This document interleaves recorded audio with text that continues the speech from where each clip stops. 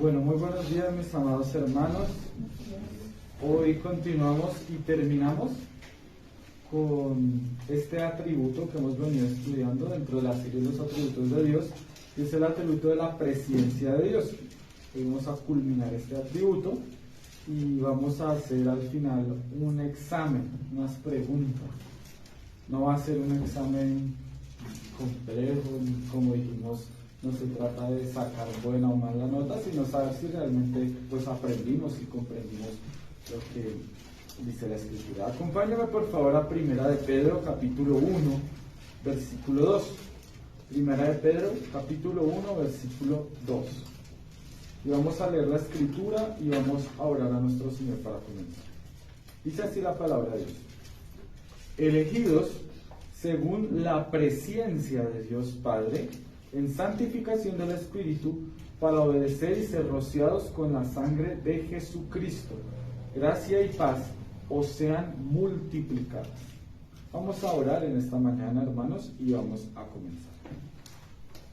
Mi amado Señor, estoy y estamos delante tuyo. En primera medida reconociendo tu santidad, Señor. Reconociendo que estamos acá por tu misericordia y por tu amor. También reconociendo nuestra debilidad, nuestro pecado, nuestra humanidad, nuestra falta, Padre Santo, de fortaleza, que solo puede ser suplida por ti, Señor. Ayúdanos a cerrar este atributo y a comprender siempre desde la Escritura y que este conocimiento sea fijado en nuestras mentes, pero también en nuestros corazones, por la poderosa obra del Espíritu Santo, Señor. Que no seamos oidores olvidadizos de la Escritura, sino por el contrario, hacedores de la misma. Gracias te doy en esta mañana por mis hermanos. Que siempre que vengamos a la iglesia, también nuestra mente esté concentrada. De nada vale, Padre Santo, divagar en los pensamientos si no estamos prestando atención a lo que dice tu Escritura. Gracias te doy, Señor. A ti sea toda la gloria y la honra. Amén y amén. Muy bien, mis amados hermanos. El sermón del día de hoy yo lo he estructurado en 3 puntos. El primero es un resumen de qué es la presencia de Dios y qué hemos visto a lo largo de este atributo. El segundo punto será implicaciones de la presencia o del conocimiento previo de la elección y terminaremos con unas conclusiones aplicativas. Antes de comenzar, hermanos, nosotros tenemos que decir no solo de la presencia y no solo de cualquier tema, sino de todos.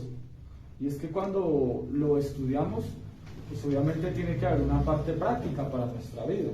Pues porque si no estamos estudiando una teoría que no tiene ninguna relevancia para nosotros. Es como si estuviéramos estudiando física espacial, pues es interesante, pero pues creo que nunca la vamos a poner en práctica, ¿no? No tenemos los medios, ¿no? Entonces, no estamos estudiando algo solamente teórico, sino un conocimiento que tiene una implicación práctica en nuestras vidas. Por lo tanto, hermanos, esto por eso digo, no es solo para esta enseñanza, sino para cualquier enseñanza que nosotros escuchemos. Esto tiene que impactar de alguna manera la manera como vivimos. Tiene que impactar cómo somos, tiene que impactar cómo pensamos, tiene que impactar cómo nos comportamos, no solo en la iglesia, sino en todo lugar. Por lo tanto, vamos a comenzar con este resumen, hermanos. Este resumen lo he hecho y lo hemos hecho porque sabemos que es una doctrina que no es muy enseñada, que tal vez ha sido una doctrina olvidada en muchas iglesias, pero que nosotros, por supuesto, no la ha pasado por alto.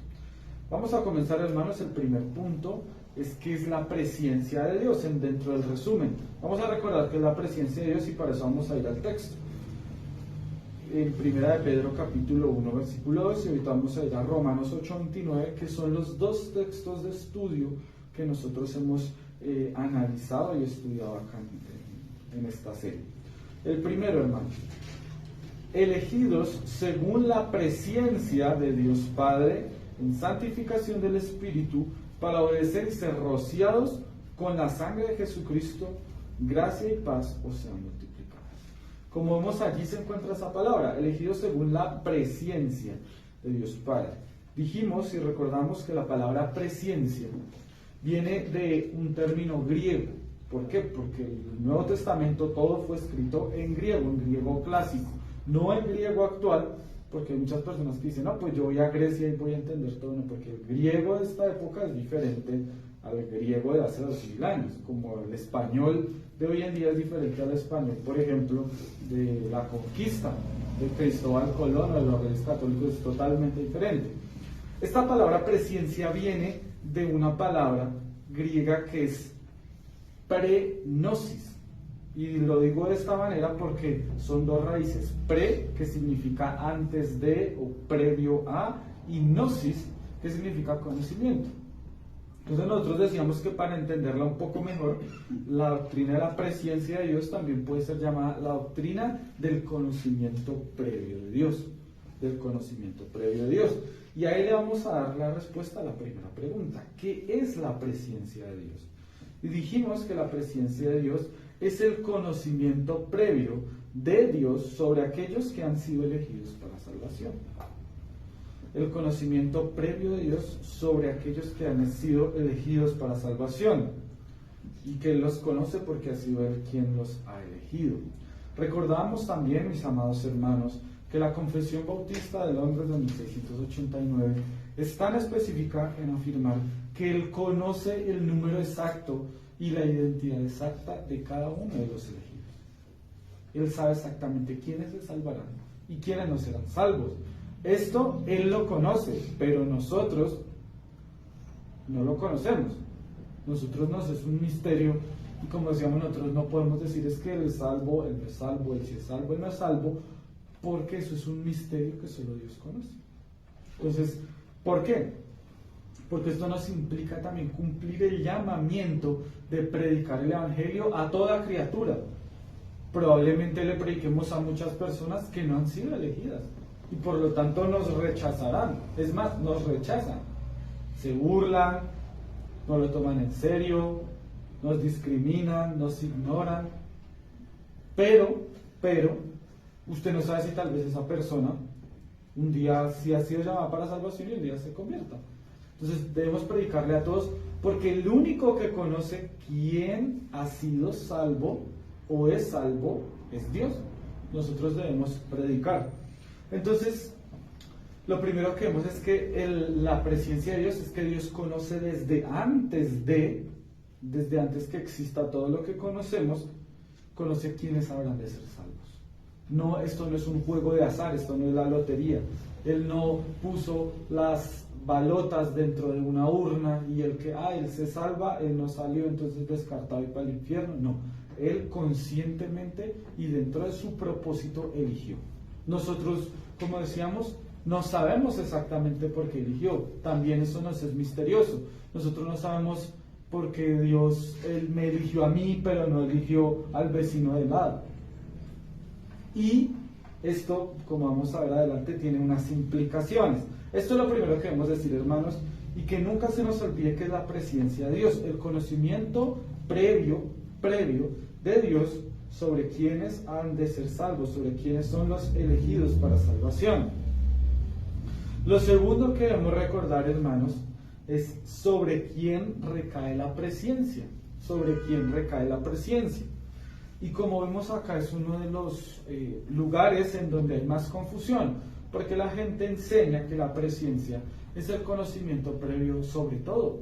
Y esto es una equivocación, porque decíamos que Dios sí conoce todo. Él conoce lo pasado, conoce lo presente, conoce lo futuro, pero la presciencia, tal como se enseña en las Escrituras, solo habla de la elección para salvación. Vayamos nuevamente al texto. Miren lo que dice la Escritura y vamos a ver desde el versículo 1. Veámoslo. Pedro, apóstol de Jesucristo, ¿a quiénes les está hablando?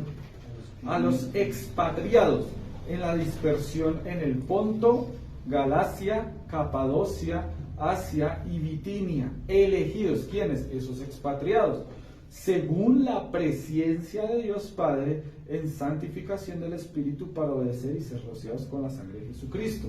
Es decir, está hablando a un grupo determinado de personas. En la primera audiencia, él dice que estos expatriados, estos dispersos por la persecución del Imperio Romano y de la comunidad judía que se encontraban en esas ciudades de lo que hoy es Turquía, Ponto, Galacia, Capadocia. De hecho, por ejemplo, Capadocia se sigue llamando igual, Capadocia, y Asia, antes se llamaba Asia Menor, que hoy es Turquía. Está hablándole a ellos, a esos que estaban dispersos, que habían sido perseguidos y que se refugiaban en una ciudad a otra. Están diciendo: a ustedes yo les dirijo esta carta, elegidos según el conocimiento previo de Dios. En la segunda audiencia, o sea, nosotros hoy en día aquí, en nuestra iglesia, en nuestro país, en nuestro continente, nos habla también a los elegidos, según el conocimiento previo de Dios. Ahora, ¿esto qué quiere decir, hermanos? ¿Que todos los que estamos acá somos elegidos según el conocimiento previo de Dios? No lo sabemos.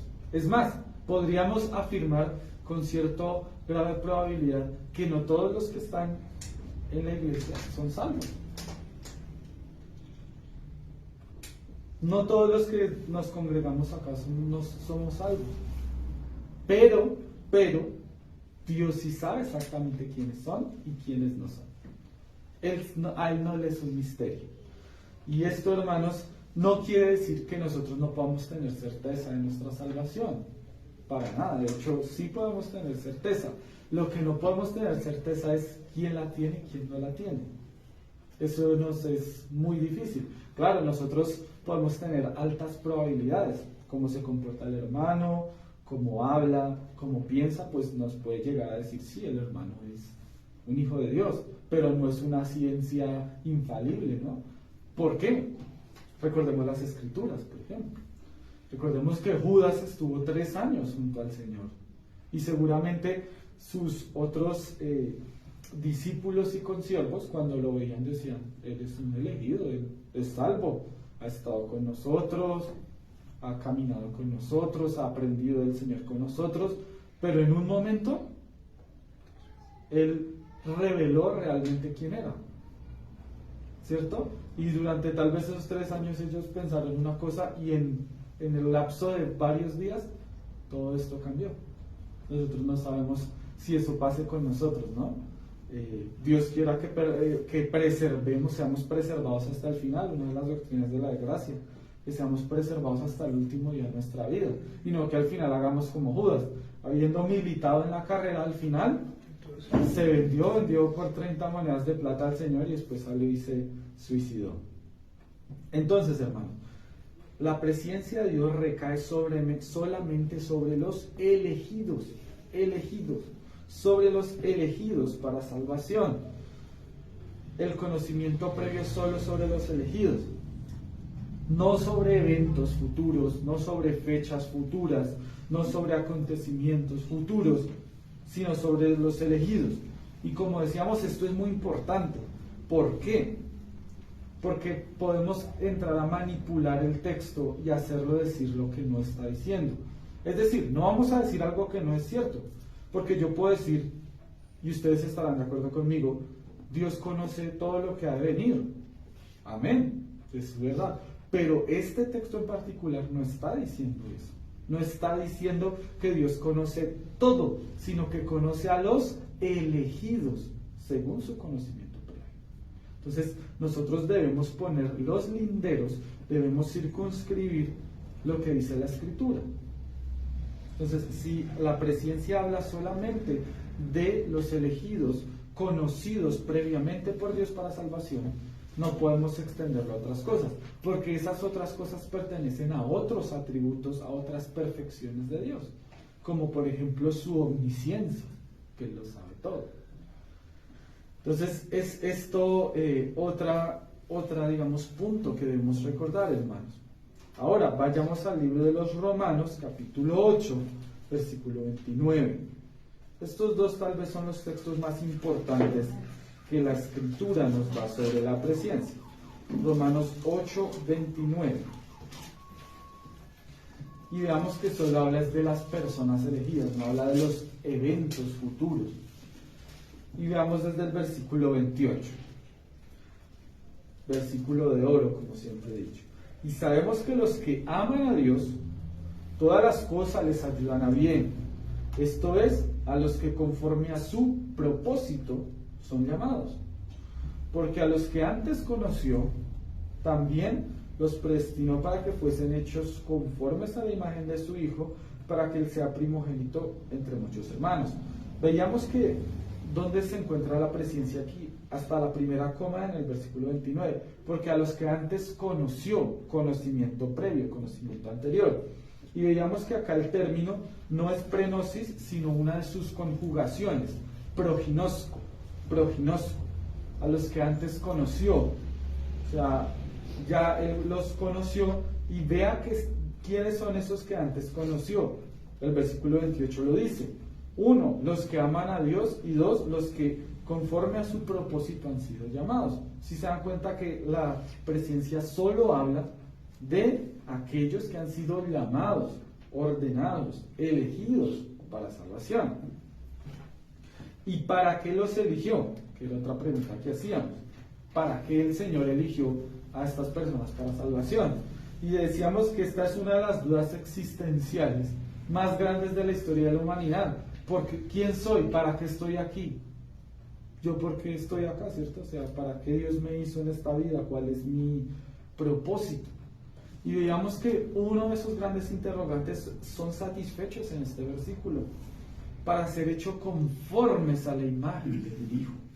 Es decir, uno de los propósitos en nuestra vida es parecernos más a Cristo, parecernos, ser más como Cristo.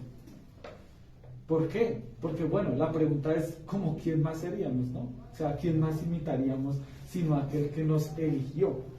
Entonces, si un día usted se hace esa pregunta, ¿yo para qué estoy? Uno de mis propósitos es ser más como Él. Ahora, de ahí van a surgir muchas más preguntas, ¿no? Bueno, ¿y cómo era Él? Pues entonces usted tendrá que estudiar la Escritura y tendrá que mirar cómo era Cristo. Entonces usted tendrá que mirar cómo se comportó, cómo pensaba, cómo actuaba, qué hacía y qué no hacía. Entonces, eso es uno de los propósitos del para qué nos conoció y para qué nos eligió. Para ser hechos conforme a la imagen de su Hijo. Ahora, otra cosa que debemos recordar, mis amados hermanos. Al final va a haber un espacio de preguntas porque vamos a hacer el examen, ¿no? Entonces, pues de pronto puede que no haya quedado algo claro, obviamente por causa de las debilidades de este servidor, pero estoy dispuesto y también con mi pastor para responder. Otra pregunta que debemos recordar, otro punto que debemos recordar es ¿quién merece el crédito del conocimiento previo y de la elección? Y vemos que acá es uno de los debates más grandes que se han presentado en los últimos siglos en la iglesia. Porque surgió una posición, hermanos, en algún momento, en el que dice que Dios eligió porque Él vio que nosotros le íbamos a aceptar. Él vio que algunos iban a aceptarlo y otros no iban a aceptarlo. Entonces, aquellos que sí iban a aceptarlos, Él los eligió, y aquellos que no iban a aceptarlos, Él no los eligió. Y esto parece pues inofensivo, parece, sí, tolerable, parece como hasta verdadero, pero veamos que eso es un error. Grande, muy grande. ¿Por qué? Porque entonces la elección para salvación no depende única y exclusivamente de Dios, sino una parte pequeña depende de nosotros, es decir, de aquellos que supuestamente somos capaces de aceptar a Dios y aquellos que no. Y veamos que esto desconoce una doctrina muy importante y es la depravación, la maldad humana. Y si volvemos al libro de los Romanos capítulo 3, veíamos y leíamos hace 8 días, que dice que no hay justo, ni siquiera uno, no hay quien haga lo bueno, todos se desviaron, todos se hicieron inútiles. Es decir, esta enseñanza de que es que Dios en su conocimiento previo miró y dijo, es que Steven sí me va a aceptar, pero el vecino al lado no me va a aceptar, es falsa. Cuando el Señor nos conoció a todos desde la eternidad, lo único que vio fue nuestra maldad, nuestro pecado y nuestra condenación. ¿Por qué? Porque sabía que todos íbamos a estar bajo pecado. Todos inútiles, todos pecaron, todos se hicieron malos. No hay uno que haga lo bueno, dice Romanos 3, ni siquiera uno, ni siquiera uno. No hay quien se levante en medio de la congregación de los santos y diga, es que Dios me eligió porque Él sabía que yo lo iba a aceptar. Nadie tiene eso. Y es más, para reafirmar, recuerdo muy bien que fuimos a a Efesios capítulo 2, versículos 8 y 9, y que dice, esto no es por obras, para que nadie se gloríe. Nadie puede gloriarse y decir, es que yo sí, y ustedes no. El único que puede decir yo sí es el Señor. Mientras nosotros lo único que podemos decir es gracias. Porque no lo merecíamos. Y hacíamos esa analogía maravillosa, o pues tal vez no tan maravillosa, del carro averiado. De ese carro que está para chatarrizar, está estrellado, está pinchado, tiene los vidrios rotos, no prende, no sirve para nada y es despreciado por todos, ¿cierto? Nadie lo compra para nada. Todos pasan y dicen, es una porquería, es lo peor que yo he visto. Esa porquería, ese desecho, éramos usted y yo. Eso fue lo que Él vio en nosotros, completamente muertos en nuestros delitos y pecados, muertos en nuestra maldad, y por lo tanto, aún así, decidió Él elegirnos, no por crédito nuestro, sino por crédito suyo, por crédito de Él. Y es ahí donde vemos la belleza, la grandeza de Dios en la elección y en el conocimiento previo, que sabiendo cómo estábamos de mal, que sabiendo cómo estábamos de perdidos y de sucios y de muertos, aún así decidió elegirnos. Hay otra analogía, hermanos, otra ilustración, y es la siguiente. Todos hemos visto cómo son las carreras de caballos, aunque pues esto no es un deporte muy conocido acá en Colombia, ¿no? Cuando vemos las carreras de caballos, vemos que la gente apuesta por un caballo, ¿cierto? Y se trata de apostarle al que uno piensa que va a ser el primero que va a llegar a la meta. Entonces, normalmente hay un número de caballos, 6 u 8 caballos, y usted los mira y dice, no, yo le voy a apostar al caballo tal. Pero imagínese que dentro de esos caballos todos están enfermos, cojos, se ven flacos, y hay algunos que no se pueden ni parar. ¿Quién apostaría por un caballo de esos? No, pues nadie, porque sabe que va a perder, ¿cierto? Es un caballo hambriento, un caballo renqueante, un caballo que usted lo ve que no anda bien, pues nadie le apuesta. Dicen, eso es lo peor, yo no voy a apostar por él, porque no va a hacer nada, porque va a perder.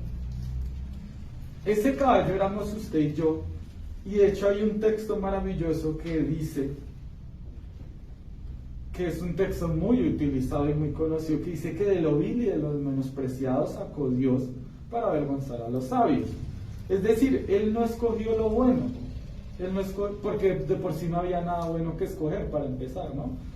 Sino había cosas terribles y Él decidió escoger algunos dentro de todos esos ejemplares muertos. Eran ejemplares que merecían la muerte porque ya estaban muy mal.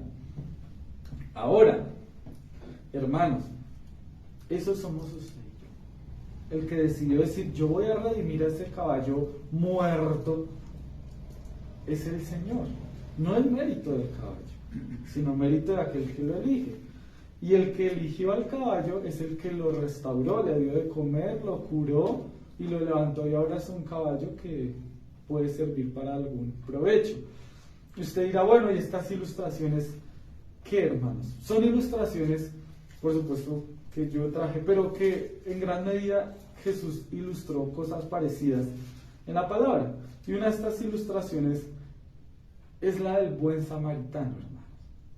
Recordemos que el buen samaritano era un hombre que le dieron una golpiza y lo dejaron botado en el piso ya para morirse, ¿cierto? Y que requería la ayuda de alguien más, y que pasó varios líderes religiosos y lo miraron, y pasó el samaritano, aquel que nadie esperaba que lo fuera a ayudar, y lo levantó. ¿Y qué hizo? Curó sus heridas, lo llevó al descanso y pagó sus deudas. Pagó sus deudas. ¿Quién es el buen samaritano? Por supuesto, Cristo. Él fue el que nos levantó de allí donde estábamos muertos ya en vida, nos curó, nos alimentó, nos llevó al descanso, pagó nuestras deudas. ¿Y quién era el que estaba ahí botado? Nosotros, hermanos, éramos nosotros, muertos ahí. Tan despreciados éramos que pasaba la gente y nadie hacía nada por nosotros. Eso pasa muy a menudo en nuestro país. Y también otra ilustración la que vemos es la parábola del banquete del gran reino, que es que el Señor hizo un gran banquete, y a quien mandó invitar, los invitados no fueron. Entonces dijo: traigan a lo que haya por ahí en la calle, a los tullidos, a los ciegos, a los cojos, mejor dicho, a los habitantes de calle, y llenen mi banquete, llenen mi banquete. Y adivine quiénes eran ellos.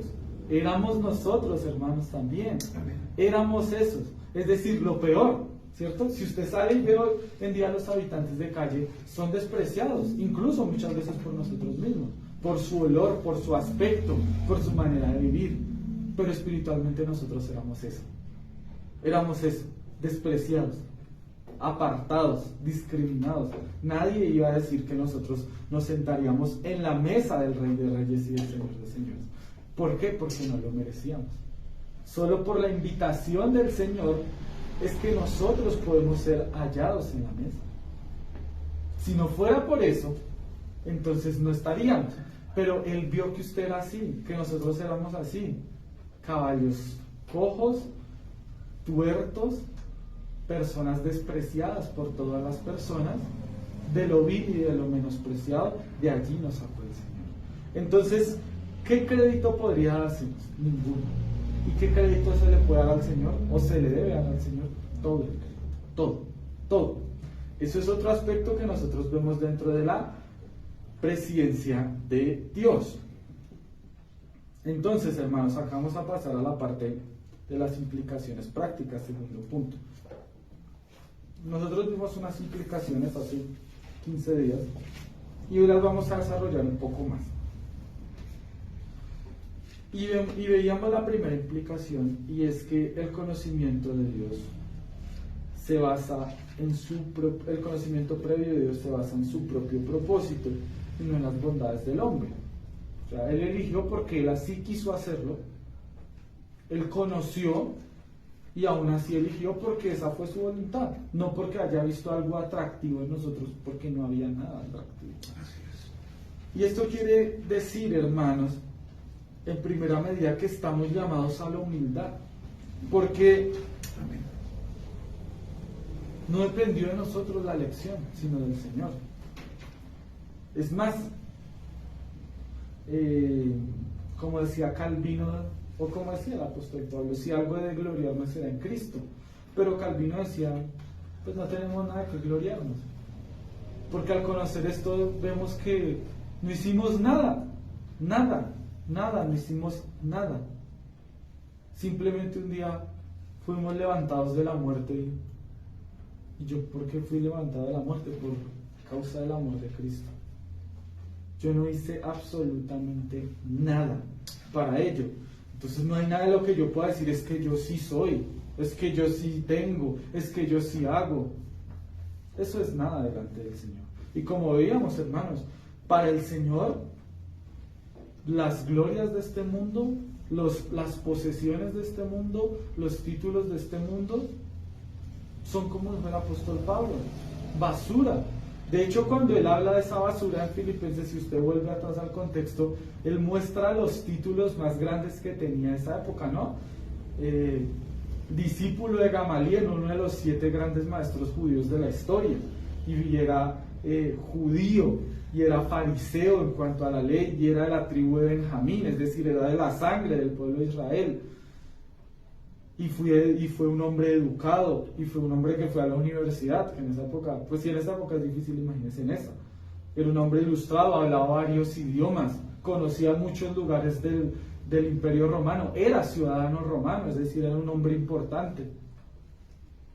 Y al final dice eso, todo eso es basura delante de Dios. ¿Qué más no diremos nosotros, hermanos? ¿Qué más no diremos nosotros? Si el apóstol Pablo, hombre grande, inspirado por el Señor para escribir 13 cartas maravillosas de la iglesia, a la iglesia, dijo eso. ¿De qué tendremos que gloriarnos usted y yo? La presencia nos debe llamar a la humildad. A la humildad, porque Así es. es que muchas veces como creyentes yo les decía, y a mí me pasa, hermanos, porque yo no voy a hablar de sus corazones porque yo no los conozco, solemos empezar a albergar cierta clase de orgullo que parece santo, pero que no es santo. Y es, por ejemplo, no, pues gracias a Dios, Dios ya me salvó, me restauró, ahí vamos bien. Y pues no, imagínese todo lo que me sacó. Lástima que hay muchos que están todavía en esa confusión, pero bueno, Dios, yo ya estoy acá mejor. Entonces en algún momento usted ya empieza a sentirse un poco mejor que otros, un poco más inteligente, un poco más ilustrado, un poco de mejor categoría, de mejor pedigrí. Pero acá es donde llega esta doctrina maravillosa y dice, usted no tiene nada que gloriarse. Nada, cero. Si estamos acá, si somos llamados bautistas reformados, no es por nuestra preparación académica, teológica, no es porque somos los chachos del barrio, es porque Cristo así lo determinó. Amén. La verdad, hermanos. Porque si el Señor no lo hubiera hecho, estaríamos en la perdición. La segunda implicación, hermanos, es que debemos adorar y glorificar a Dios. Esto pues parece, sí, claro, debemos glorificar a Dios siempre, ¿no? Pero, hermanos, debemos adorarlo porque Él, conociéndonos como éramos, aún así nos eligió, aún así nos amó. Y veíamos una ilustración de las que le gustan a los hermanos, de las que los hacen sonreír. Y es la ilustración del mal esposo o de la mala esposa. ¿Qué dice el mal esposo o de la mala esposa cuando tienen una discusión con su pareja? Usted así me conoció, entonces aguántese, ¿no? Lo que yo escuchaba, ¿no? Porque yo no soy casado. Usted sabía que yo era así, entonces ¿para qué se metió conmigo? Sabía que me gustaba esto y que no me gustaba esto y esto. Usted lo sabía, yo se lo dije, y usted aún así se metió, ¿no? ¿Lo han escuchado alguna vez o lo han dicho, hermanos? Mi hermana se ríe, acá también hay sonrisas. ¿Por qué? Porque nosotros utilizamos eso pues para algo malo, ¿no? Para reñir, ¿no? O sea, sabía, y no es para cosas buenas. Usted no, el esposo o la esposa me dice, es que usted sabía que yo era romántico y detallista, entonces mira una rosa del mes del amor y la amistad. No, usted sabía que yo era malgeniada, entonces se aguanta mi mal genio toda la vida. Y yo no lo voy a cambiar, así era yo, así usted me conoció. ¿Y quién lo mandó a meterse conmigo, no? ¿Cierto? O dice el hombre, es que usted sabía que yo era así, que yo llegaba tarde a la casa porque me gusta tomarme unas con mis amigos. Desde soltero era así, yo no voy a cambiar. Usted sabía, usted me conoció así desde antes, ¿cierto? Ahí utilizamos el conocimiento previo, pero para lo malo. Pero mire, hermanos, que cuando lo llevamos realmente al contexto bíblico, Dios conoció toda nuestra maldad y aún así nos eligió. Y veíamos la ilustración de la hoja de vida, ¿cierto? En la hoja de vida, ¿qué ponemos? No, pues que somos unos perfectos, ¿cierto? Unos dioses, unos reyes. Entonces nos pone, soy aplicado, puntual, excelente, obediente, proactivo, compañerista, nunca alego, sé hablar inglés, sé Excel, sé hablar francés, chino, sé hacer mandados, sé, mejor dicho, contar la plata, de todo, ¿cierto? Porque si ponemos lo que de verdad somos, pues probablemente la empresa no nos va a contratar. Pero ahora imagínese nuestra hoja de vida espiritual como era. Entonces usted piensa en su propia hoja de vida espiritual. Mentiroso, borracho, lujurioso, pornógrafo, chismoso, loco, dicen acá, problemático, blasfemo, fornicario, conflictivo. Esa es nuestra hoja de vida. Y aún así el Señor la leyó y dijo, yo lo elijo. Él la vio, Él la leyó. Él leyó todo lo que era usted. Todo, todo, todo. Leyó todo eso. Dijo, sí, yo lo elijo. Yo lo elijo. Si hiciéramos eso en el mundo real, pues no nos elegiría, dijo el pastor, ni el diablo. Pero el Señor aún así decidió elegirnos. Entonces, ¿cómo no podemos adorar a Dios por habernos conocido con ese historial, con ese prontuario delictivo tan terrible? Terrible. Porque es que usted no era nada bueno, hermano. Ni yo tampoco, por supuesto. Éramos totalmente depravados, malos, muy malos, que a la primera que teníamos para pecar, no la dudábamos en aprovecharla. Pequemos. Como dice Santiago, comamos y bebamos, que mañana moriremos. Hagámosle. Hay que hacerle hoy, hagámosle. Tal cosa, hágale. O sea, mejor dicho, eso nos creíamos los duros. Y aún así Dios nos ama. La segunda implicación, hermanos, que vimos es que Él conoce a quiénes son los que han sido salvos, porque Él tomó la decisión de salvarlos. Y esto es algo importante, hermanos. ¿Por qué? Porque nos da una implicación muy importante. No hay nada para gloriarnos en este mundo que no sea el Señor Jesús. Claro, nosotros podemos alegrarnos y eso no está mal. Yo no les digo que está mal. Por ejemplo, nuestro hijo se graduó del colegio. Es una alegría, eso es una maravilla, ¿no? Pudimos comprar un carro. Gloria a Dios, maravilloso sea el Señor. Pudimos hacer una reforma en nuestra casa.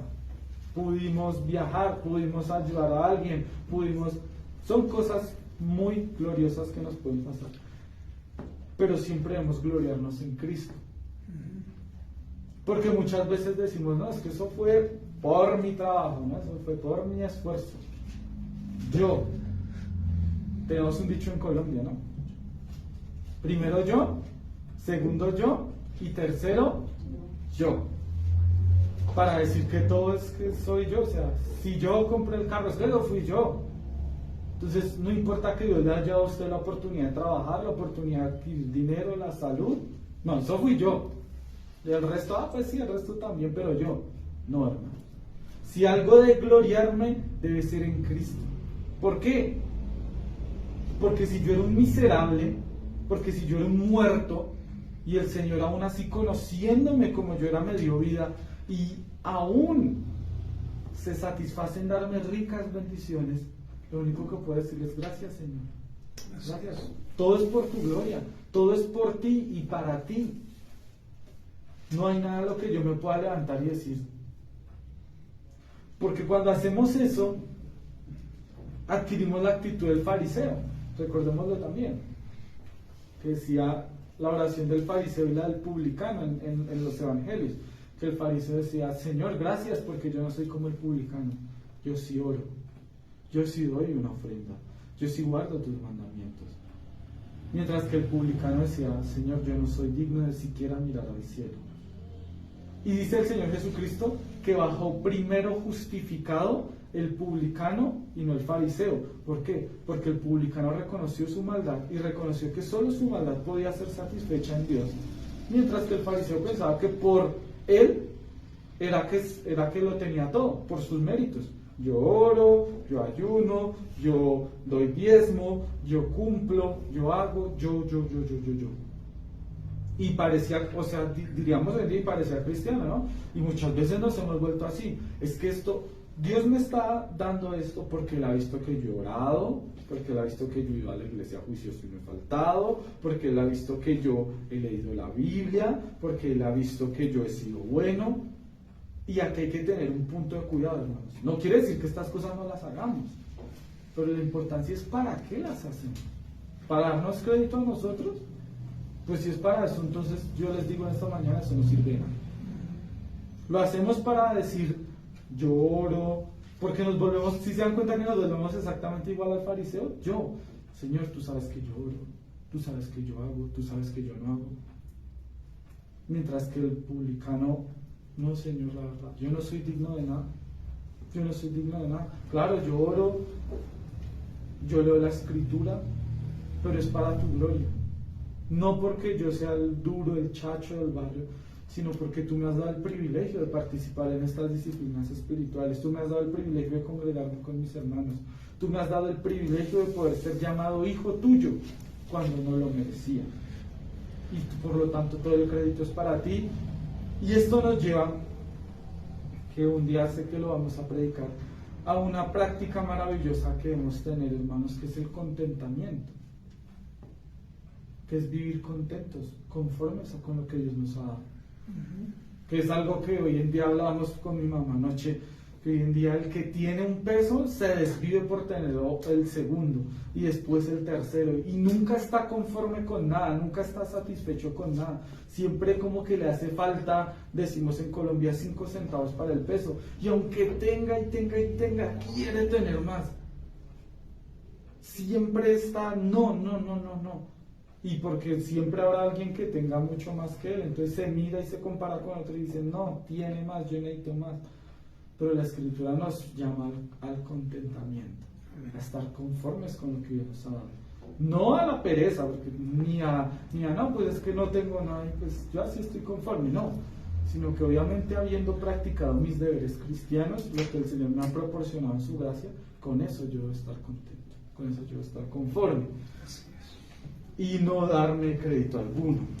La otra implicación, hermanos, y esta es una implicación que es más, digamos, un poquito más compleja, diría yo, es que el conocimiento de Dios previo nos lleva a mirar el orden de la salvación, o el ordo salutis, y por lo tanto nos lleva a aprender más sobre la salvación, a aprender y a estudiar más. Y yo digo que esto es más complejo porque muchas veces somos perezosos en el estudio de la Escritura. Y no lo digo solo los que estamos reunidos acá, ¿no? Sino es una tendencia del hombre, Cuando usted va a la Escritura, muchas veces, por ejemplo, cuando uno lee el libro de Esdras o de Nehemías, ellos tenían que estarles recordando al pueblo la ley, probablemente porque el pueblo no la estudiaba.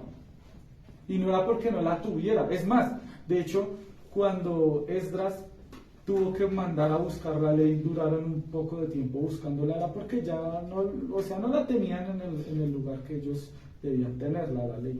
Y muchas veces los cristianos y el pastor subía una imagen que a mí me confrontaba mucho esta semana al WhatsApp, que decía eso, tenemos la Biblia en la casa, pero simplemente no la estudiamos, simplemente no la leemos.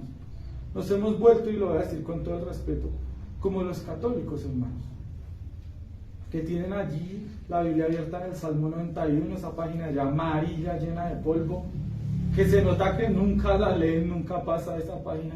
Así nos hemos vuelto muchas veces nosotros. Y el pastor, esa pregunta a mí sí que me gusta. Cada mes leemos unos libros, ¿no? Y el pastor pregunta, hermanos, bueno, ¿quién leyó el segundo libro de Samuel? Y entonces todos, porque no lo han leído, porque les ha dado pereza. Claro, muchos dicen, no tengo tiempo, estoy cansado, pero hermano, o sea, si no le dedicamos tiempo a la Escritura, pues entonces ¿a qué? Estoy seguro que usted le dedica tiempo a otras cosas que tienen mucha menos importancia. Yo lo hago, hermano. Yo a veces veo un capítulo de una serie, o veo una película, o veo el noticiero, o veo una novela. Y estas cosas no están mal. Jamás voy a decir eso porque la palabra no lo enseña. Pero si nos dedicamos 3 horas a ver una película y leemos el Señor es mi pastor, nada me faltará. Amén. No, pues así no vamos a aprender nunca de nada, hermano. Debemos ocupar el tiempo de estudiar estas doctrinas que parecieran como tan complicadas, pero que cuando las estudiamos no son tan complicadas. Lo que vemos es que no las estudiamos por pereza, por pura pereza. Y entonces ahí sacamos todas las excusas del mundo, ¿no? Yo recuerdo, hermanos, mi mamá, que está acá, cuando uno es niño, muchas veces le da pereza hacer las tareas del colegio. Bueno, acá todavía tenemos a 2 señoritas en el colegio.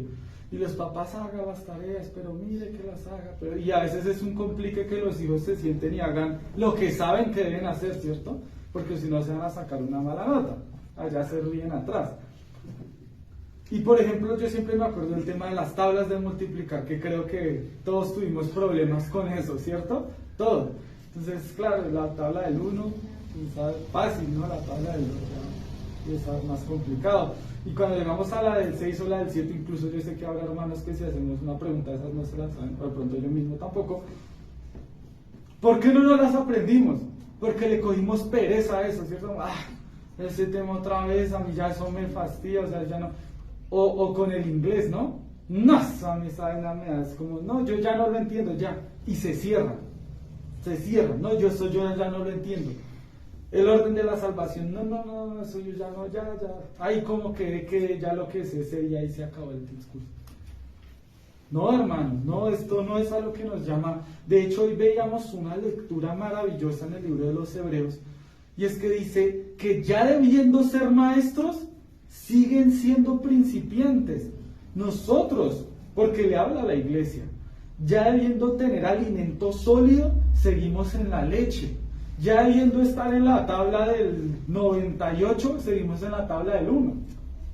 Seguimos en 1 por 1, 1. Ay, ¿cómo era? 1 por 1, 1.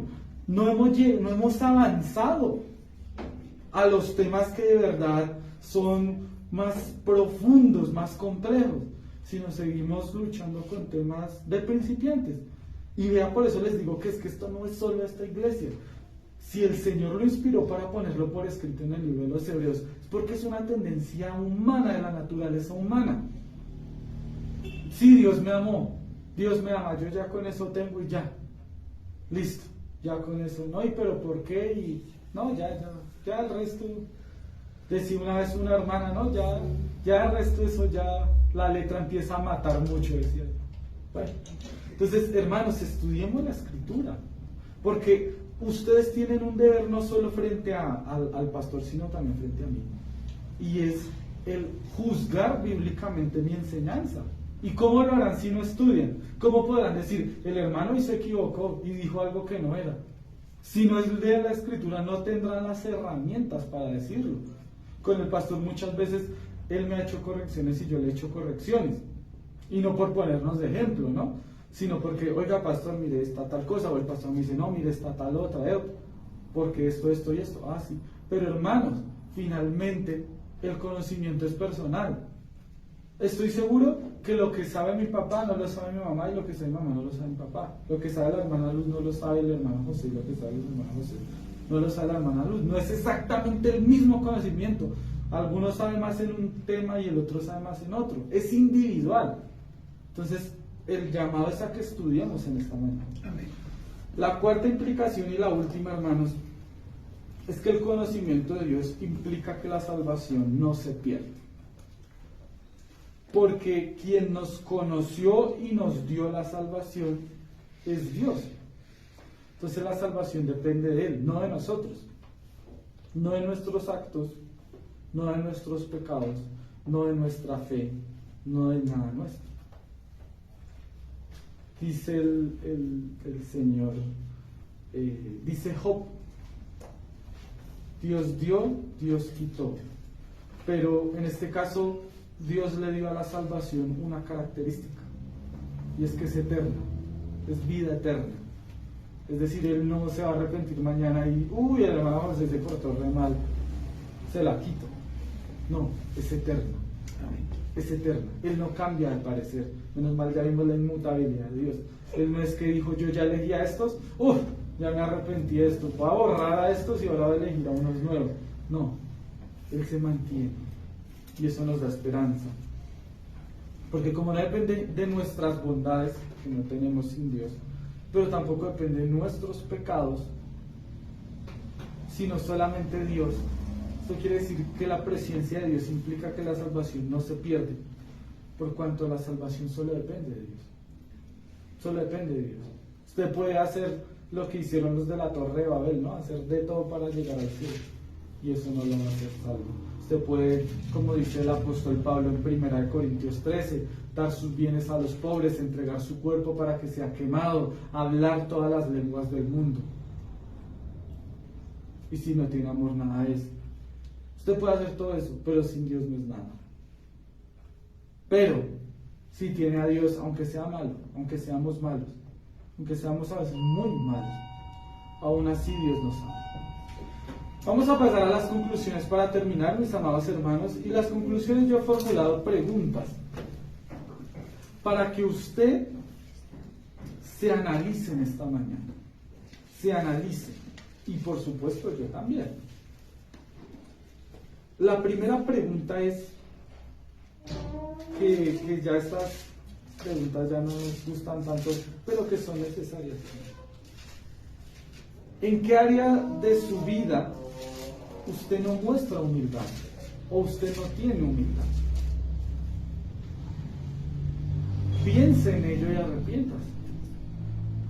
Hay áreas de nuestra vida que nosotros conocemos que son débiles y ahí pues no tenemos orgullo, no hay nada porque sabemos que somos débiles. Pero hay áreas que tal vez somos fuertes y ahí hay orgullo. Y ahí podemos decir, yo sí soy. ¿En qué áreas no hay humildad? Porque le digo una cosa, en todas debe haber humildad. En todas debe haber humildad. Entonces, debemos pensar en ello, arrepentirnos. ¿En qué área no hay humildad en nuestra vida? La segunda pregunta, ¿has estudiado el orden de la salvación en las Escrituras? ¿Podrías enseñar a tus hermanos, a tus conocidos o incluso a los desconocidos sobre este tema? ¿O por el contrario, seguimos en la tabla del 1? ¿Sí? No, pues Dios te ama y vete por donde llegaste porque no tengo más para decir. No, hermanos, debiendo ya ser maestros. Deberíamos ser ya maestros. Muchos ya tenemos un recorrido muy largo en el cristianismo. Tenemos, mejor dicho, más kilometraje que un taxi.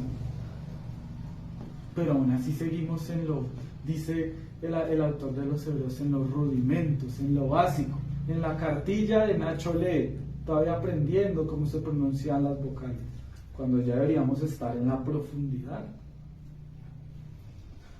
Tercero, es otra pregunta. ¿Ha cambiado tu idea, tu perspectiva sobre lo que es la presencia de Dios? ¿O sigue siendo la misma que antes de que estudiáramos este atributo? O tal vez no tenías ninguna idea, ¿no? Porque también puede ser, no, yo no sabía qué era. Entonces, no cambio, sino que ahora adquirió una nueva idea. Tenemos que meditar en estas preguntas, hermanos.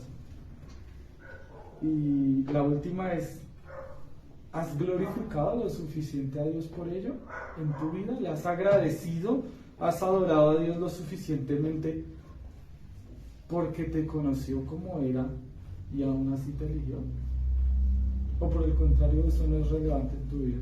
Lo importante es el partido del martes, o lo importante es el paro del lunes, o lo importante es la última canción de mi artista favorito, otras cosas, ¿no? O realmente me he puesto a pensar en las cosas importantes de la Escritura. Pongámonos en pie en esta mañana, mis amados hermanos. Hemos culminado con este sermón, entonces vamos a orar a nuestro buen Dios por esta enseñanza. Amado Señor, te doy gracias en esta mañana porque tú has abierto nuestros ojos, Señor. Tú has revelado en nosotros la maldad que tenemos, pero también tu bondad, tu grandeza, tu gloria, tu santidad. Muchas veces vivimos orgullosos de nuestros méritos, de nuestros éxitos, de nuestra posición social, de nuestros logros. Pero no hay nada que gloriarnos que no seas tú, Señor. Delante tuyo todo esto no es más que basura. Y tú nos conociste siendo malos, Señor, siendo perversos. Hay cosas incluso nuestras que solo nosotros conocemos, cosas malas, cosas terribles, cosas putrefactas. Y aún así nos amaste, Señor. Aún así decidiste elegir a muchos de nosotros para salvación. Decidiste, Padre Santo, conociendo nuestros defectos, conociendo que éramos caballos muertos, renqueantes, que estábamos averiados, que teníamos toda clase de defectos, que estábamos infectados, Señor, por el pecado y su maldad. Y aún así nos salvaste. Yo te agradezco, Cristo Jesús. Y nunca será suficiente las palabras para decirte gracias por habernos dado de salvación y vida eterna a cada uno de nosotros, Señor. Porque ¿de qué valdría tener una buena vida pasajera como la tenemos, 80, 70 años, si al final cayéramos en la condenación? Nada valdría. Pero no importa cómo vivamos en esta vida, materialmente bien, regular, mal, sabemos que nuestra riqueza se halla allí en el otro lado de la muerte. Allí en la gloria no habrá llanto ni enfermedad. Allí estaremos contigo para siempre. No habrá tristeza, no habrá dolor, no habrá separación. Ya no volveremos a ver a nuestros familiares que fallecen ante nosotros. No volveremos a ver cómo nuestro cuerpo se adolece de enfermedad. No volveremos a pecar, no volveremos a ver llorar a nuestra familia ni a nosotros mismos. Allí estaremos contigo para siempre. Y aguardamos tu regreso por ello, Señor. Porque en este mundo tenemos alegrías, pero también profundas tristezas, Señor.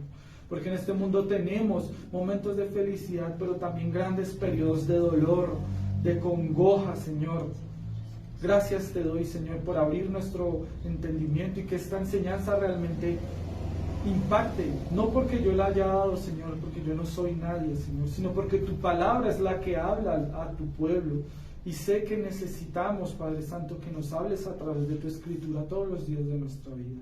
Ayúdanos, Señor, a no glorificarnos en nada que no seas tú. Ayúdanos, Señor, a ser humildes, a ser sencillos, porque para mí muchas veces no es fácil. Y sé que confrontas mi propia vida con esta palabra. Ayúdanos, Señor, yo te lo pido en esta mañana. Permítenos continuar llevando una reunión ordenada, pero también con amor y con gloria a ti y entre nosotros como hermanos. Gracias te doy, Señor. Amén. Nos despedimos de nuestros hermanos por Facebook. Ya nos vemos en unos instantes.